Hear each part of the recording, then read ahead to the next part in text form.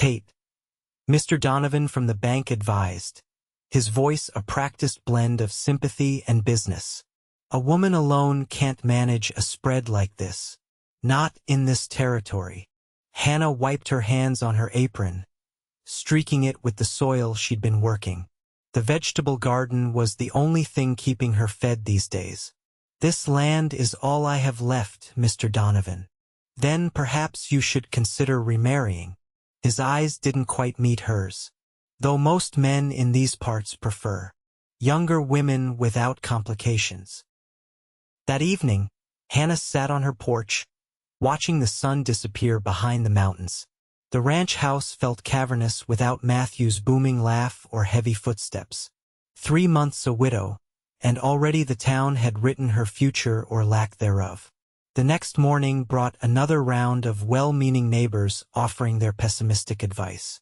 Martha Jenkins, the general store owner's wife, was particularly blunt.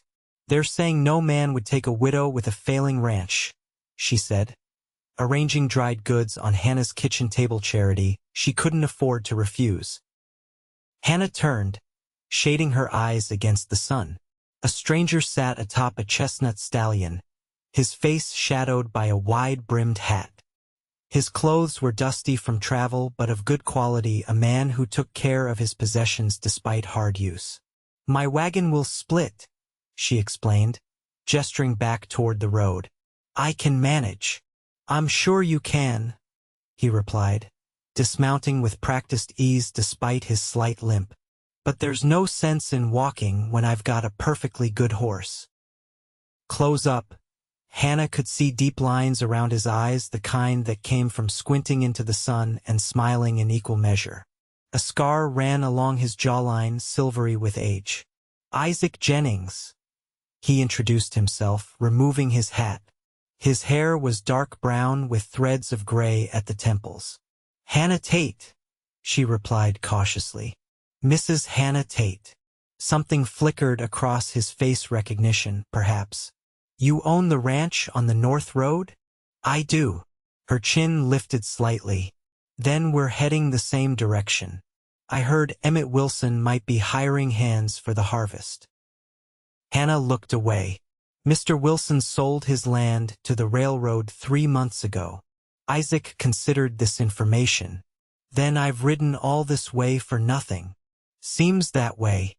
They stood in awkward silence before Isaac gestured to his horse. "Let me take you home, Mrs. Tate. Tomorrow I can help fix that wheel." Hannah wanted to refuse, but practicality won out. "Thank you, Mr. Jennings."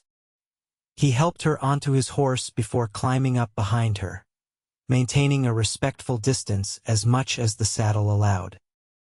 Martha asked, her eyebrows disappearing beneath her bonnet. "Temporarily," Hannah replied, slicing the pie. "He knows ranching." Martha lowered her voice. "People are talking, dear. A widow living alone with a strange man? It's not proper." "I need help with the harvest," Hannah said firmly, "and I sleep with my husband's shotgun beside me." After Martha left, Hannah found Isaac mending the chicken coop. He worked efficiently, his movements economical despite his slight limp. "Mrs. Jenkins brought news along with her pie," Hannah said, leaning against the fence. "The town disapproves of our arrangement." Isaac hammered a nail into place. "Small towns usually do." "It doesn't bother you?" "Does it bother you?" he countered. Hannah considered the question. "It would bother my husband. But he's not here to object." The blunt statement should have hurt, but Hannah found it oddly refreshing after months of careful condolences. "No, he's not." The first week passed quickly. Isaac repaired the barn roof, mended fences, and helped Hannah prepare for the harvest. He was quiet but not unfriendly, sharing occasional stories of his travels during their evening meals. "How did you learn about Emmett Wilson's place?" Hannah asked one night as they sat on the porch, the air finally cooling after a sweltering day. "Heard about it in Virginia City." Isaac tilted his chair back. "I was looking for somewhere quieter." The mining towns are getting too crowded. And now that Wilson's gone? He shrugged. I'll figure something out. Always do. By the end of the second week, Hannah had to admit that Isaac was the most capable ranch hand she could have hoped for. One evening, returning from town with supplies, Hannah overheard conversations in the general store that made her blood boil. "That widow's got her hooks in that drifter," one man said. "Poor fool probably doesn't realize he's raising another man's get." "No decent man would want her anyway," another replied. "Damaged goods." Hannah had slammed the door on her way out, startling the gossipers into silence. When she told Isaac about the incident that night, his usual calm demeanor cracked slightly. "People talk when they have empty lives," he said, his voice tight. "Gives them something to do. It doesn't bother you? What they're implying." Isaac looked at her for a long moment. "Does it bother you what they think about me? A drifter with a war injury and no prospects." Hannah hadn't considered how the town viewed Isaac. "They don't know you. They don't know you either, Mrs. Tate." The following Sunday, Hannah decided to attend church services for the first time since Matthew's funeral. Isaac surprised her by offering to accompany her. "You don't strike me as the church-going type," she remarked as they rode into town. "I'm not," he admitted. But a man doesn't let a lady face the lions alone. Their entrance caused a ripple of whispers through the congregation. Hannah held her head high, aware of her growing stomach and the tall figure beside her. Isaac nodded politely to those who stared, seemingly unaffected by their judgment. After the service, several women approached Hannah with forced smiles and prying questions. Mrs. Wilson was wondering if Mr. Jennings might be interested in helping with their barn raising next week, Martha Jenkins said, eyeing Isaac. "Since he's so handy." Working side by side in the fields, Hannah found herself watching Isaac when he wasn't looking, the careful way he handled tools, the gentleness he showed to animals, the respect with which he treated her property and her boundaries. One evening, exhausted from a day of gathering the last vegetables from the garden, Hannah winced as she straightened her back. "You should rest," Isaac advised, taking the basket from her hands. "In your condition, I'm pregnant, not invalid," she retorted, though there was no heat in her words. The child grew steadily within her, kicking vigorously during quiet evenings when she and Isaac sat by the fire.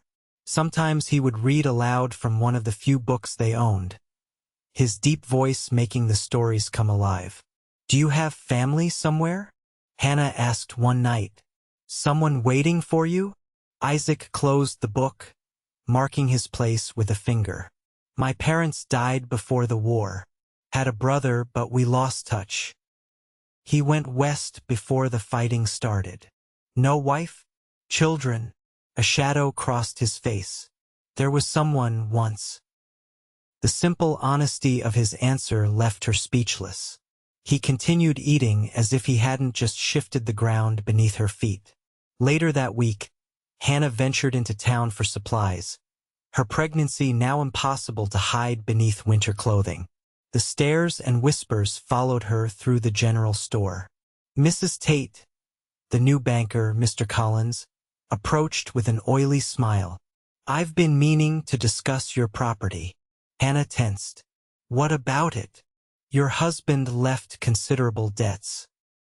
"Then perhaps we should discuss it at the bank with proper documentation," Isaac suggested, his tone deceptively mild. "I'd be interested to see these accumulated interest charges." Collins retreated, muttering about sending formal notices. Once he was gone, Hannah turned to Isaac with mingled gratitude and confusion. "You didn't need to intervene," she said, though relief colored her voice. "Vultures circle when they smell vulnerability," Isaac replied, taking her packages. "I'm just evening the odds." That night, unable to sleep, Hannah found Isaac on the porch despite the cold, staring at the star-filled sky. "You should be resting," he said without turning. Hannah joined him at the railing. The baby is restless tonight. They stood in companionable silence, their breath forming clouds in the frigid air.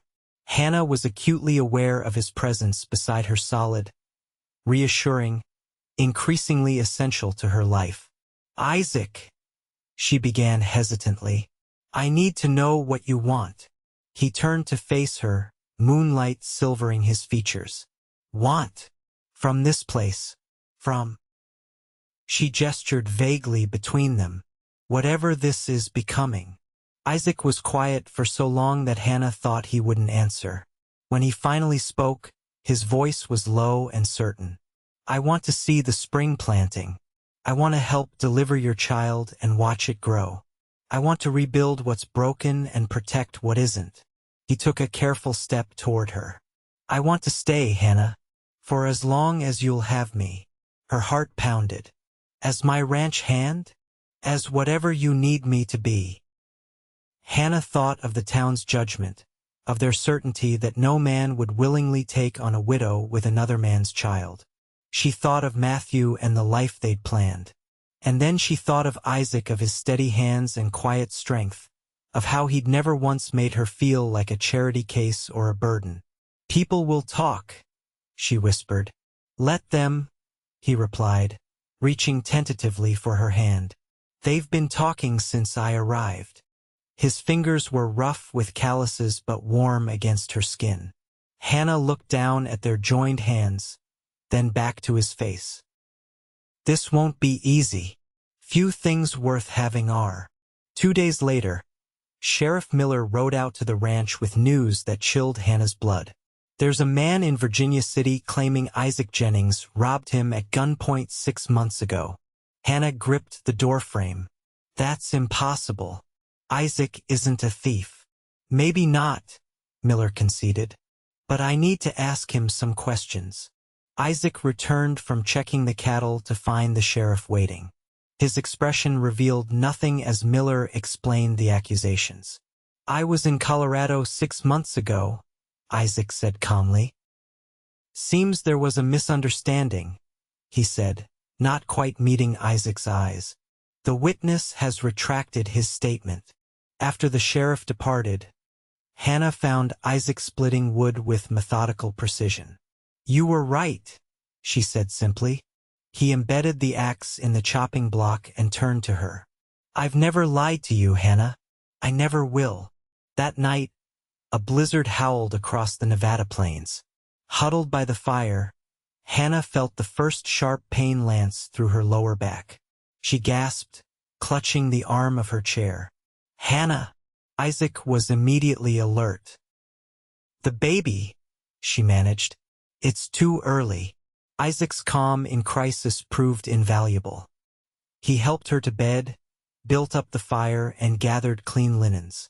When it became clear the storm would prevent fetching the doctor, his expression grew determined. I've helped birth calves and foals, he told her, rolling up his sleeves. The principle can't be too different. Through the night, as the storm raged and pain tore through her body, Hannah clung to Isaac's steady presence. He wiped her brow, held her hand, and spoke words of encouragement until they blended into the howling wind. Just before dawn, with one final, tremendous push, Hannah's son entered the world.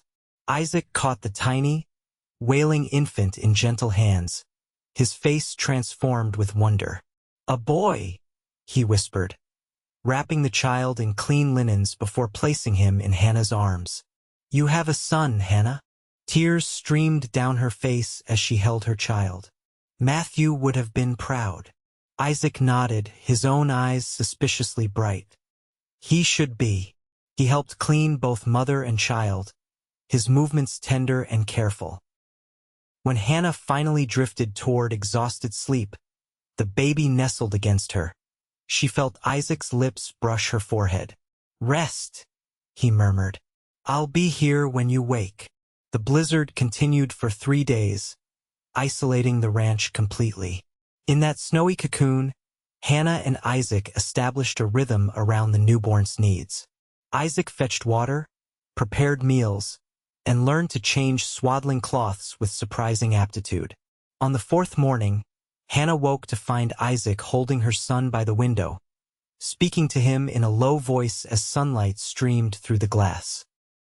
"And when you're bigger, I'll teach you to ride," he was saying. "Your mama's got the finest horses in the territory." Something warm unfurled in Hannah's chest at the sight. "You'll be around that long?"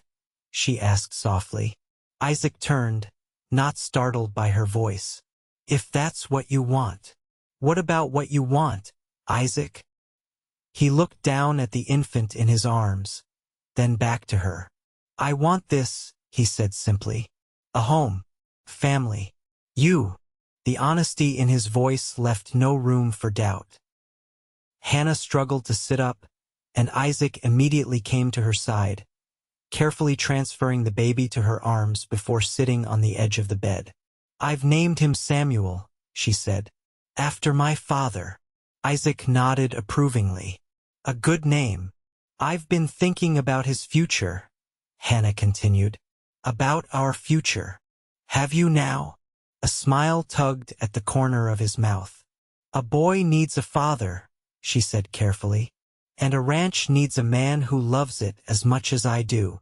"Are you proposing to me, Hannah Tate?" The smile had spread fully across his face now.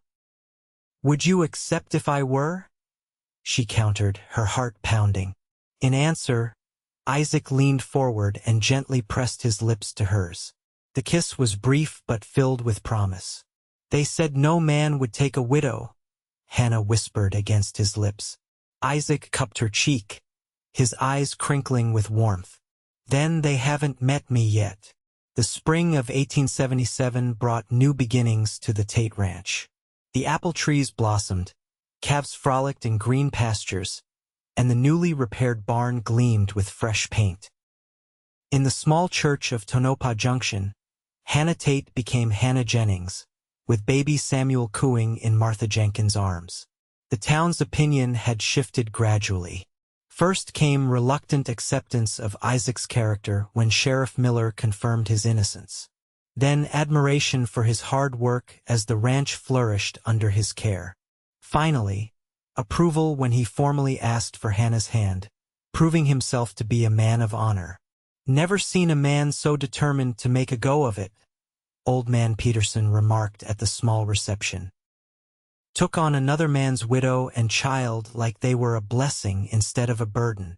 "Because they are," Isaac replied simply, his eyes finding Hannah across the room where she stood chatting with the pastor's wife. Samuel nestled against her shoulder. Later that evening, as they stood on their porch watching the sunset paint the Nevada sky in shades of gold and crimson, Isaac wrapped his arms around his new wife from behind. "Happy?" he murmured against her hair. Hannah leaned back into his embrace. "More than I thought possible a year ago." Samuel slept peacefully in his cradle inside, exhausted from the day's excitement. The ranch stretched before them, no longer a burden but a promise of harvest and growth, of winters by the fire and summers under the stars. "I never told you why I really stayed," Isaac said, turning Hannah in his arms to face him. "That first day, when I saw you walking alone on that dusty road, so proud and determined despite everything, I knew then I'd found something worth stopping for." Hannah reached up to trace the scar along his jaw. "And I never told you how frightened I was to depend on anyone again after Matthew died. How certain I was that I'd have to face everything alone." "You're not alone anymore," Isaac promised, his hands spanning her waist. "None of us are." 5 years later, the Jennings Ranch had become one of the most prosperous in the area. The original homestead had expanded with a new wing to accommodate their growing family. Samuel had been joined by a sister, Elizabeth, and a brother, James. On summer evenings, Hannah often watched from the porch as Isaac taught Samuel to rope a practice calf, his patience seemingly endless. Elizabeth toddled after them, determined to do everything her big brother did, while baby James slept in Hannah's arms. The townsfolk who had once whispered that no man would want a widow now pointed to the Jennings family as an example of perseverance and faith. Martha Jenkins never tired of telling visitors how she'd always known Isaac was a good match for Hannah, right from the start. On the anniversary of their wedding, Isaac presented Hannah with a hand-carved jewelry box, inlaid with pieces of the broken wagon wheel that had first brought them together. To remind us that sometimes things have to break before something better can be built, he said, kissing her beneath the apple trees they'd planted together. Hannah thought of the lonely widow she'd been, of the drifting soldier Isaac had been, and of the family they'd created together against all expectations. They said no man would take a widow, she reminded him, threading her fingers through his. Isaac smiled, the lines around his eyes deeper now but still crinkling with warmth. I didn't take you, Hannah, he corrected gently. We built this life together. As the sun set over their land, Hannah knew the gossips and doubters had been wrong. Some men saw beyond circumstances to the heart beneath men like Isaac Jennings, who didn't just take a widow, but loved her enough to help her build a new beginning.